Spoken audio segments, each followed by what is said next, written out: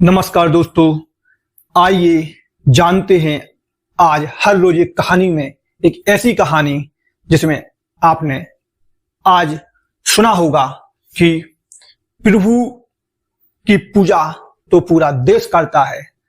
कोई राम जी की पूजा, कोई हनुमान जी की पूजा, तो कोई लक्ष्मी जी की पूजा, कोई गणेश जी की पूजा, पर आज भी प्रचलन में है रावण की पूजा। जी हाँ, आज भी कई जगह ऐसी हैं जहां पर रावण की पूजा की जाती है। तो आइए चलते हैं सीधा कहानी की ओर।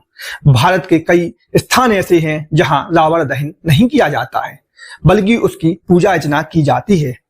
इनमें से कुछ जगहें तो ऐसी हैं जहां निवासी रावण को अपना रिश्तेदार भी मानते हैं और इसलिए वे रावण का दहन नहीं करते हैं, बल्कि वहां पूजा करते हैं।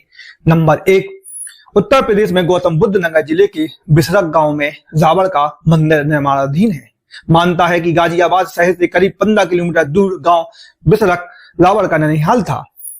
नोएडा के शासकीय गजट में रावण के पैतृक गांव बिसरक के साक्ष्य मौजूद नजर आते हैं। इस गांव का नाम पहले विश्वासरा था, जो रावण के पिता विश्वा के नाम पर पड़ा। कालांतर में से बिसरक कहा जाने लगा। नंबर 2, जोधपुर शहर में भी लंकाधिपति रावण का मंदिर है। यहाँ के दबे, गोधा और श्री माली समाज के लोग रावण की पूजा अर्चना करते हैं।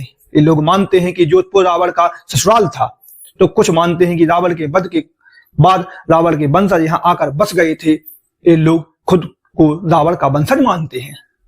नंबर 3, मध्य प्रदेश के मंदसौर में भी रावण की पूजा की जाती है।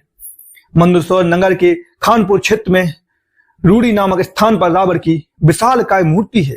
किंवदंती है कि रावण दशमुख मंदसौर का दमान था।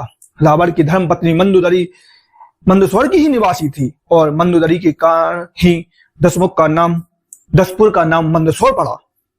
इसके अलावा छिदवाड़ा में भी रावण की पूजा की जाती है। नंबर 4, उज्जैन जिले के चिखली ग्राम में ऐसी मानता है कि यदि रावण को पूजा नहीं किया गया तो पूरा गांव जलकर भस्म हो जाएगा।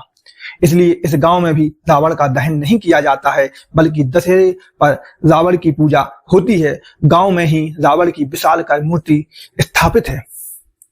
नंबर 5, कर्नाटक के कोलार जिले में भी लोग फसल महोत्सव के दौरान रावण की पूजा करते हैं। ये लोग रावण की पूजा इसलिए करते हैं क्योंकि वह भगवान शिव का भक्त था। लंकेश्वर महोत्सव में भगवान शिव के साथ रावण की प्रतिमा भी जुलूस की शोभा बढ़ाती है। इसी राज्य के मंड्या जिले के मालबल्ली तालुका में रावण को समर्पित एक मंदिर भी है। नंबर 6, कथाओं के अनुसार रावण ने आंध्र प्रदेश के काकीनाड में एक शिवलिंग की स्थापना की थी। वहां इसी शिवलिंग के निकट रावण की भी प्रतिमा स्थापित है। यहाँ शिव और रावण दोनों की पूजा मछुआरों समुदाय द्वारा की जाती है। रावण को लंका का राजा माना जाता है और श्रीलंका में कहा जाता है कि राजा बलगम्मा ने इला घाटी में रावण नाम पर गुफा मंदिर का निर्माण कराया था।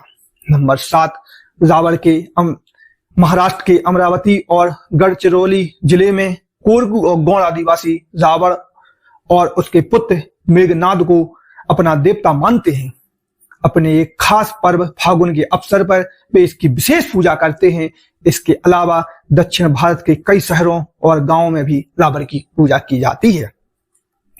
नंबर 8, उत्तर प्रदेश के इटावा जिले की जसवंत नगर में दशहरा मनाने का अंदाज जरा निराला है।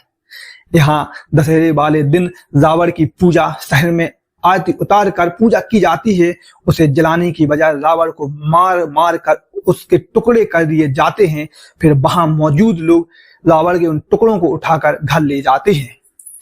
जसवंत नगर के रावण की मौत के 13वें दिन रावण की 13वीं की जाती है और जसवंत नगर के रामलीला मैदान में लगभग 15 फुट ऊंचा रावण का पुतला नवरात्र के 7वीं को लग जाता है।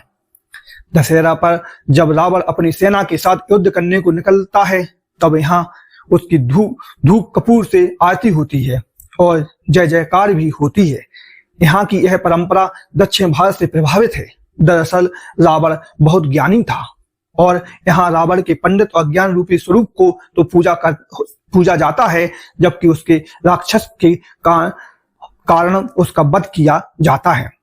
नंबर 10, हिमाचल प्रदेश के कांगड़ा जिले में शिव नगरी नाम से मशहूर बैजनाथ कस्बा है। यहाँ के लोग कहते हैं कि रावण का पुतला जलाना तो दूर, सोचना भी महापाप है। यदि इस क्षेत्र में रावण का पुतला जलाया गया तो उसकी मौत निश्चित है। मान्यता के अनुसार रावण ने कुछ वर्ष बैजनाथ में भगवान शिव की तपस्या कर मोक्ष का वरदान प्राप्त किया था।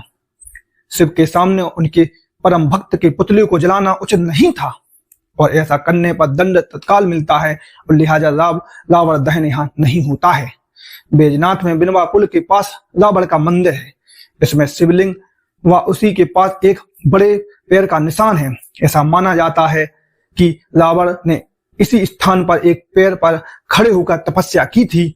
इसके बाद शिव मंदिर की पूर्वी द्वार में खुदाई के दौरान एक हवन कुंड भी निकला था। इस कुंड के समक्ष रावण ने हवन कर अपनी 9 सिरों की आहुति दी थी।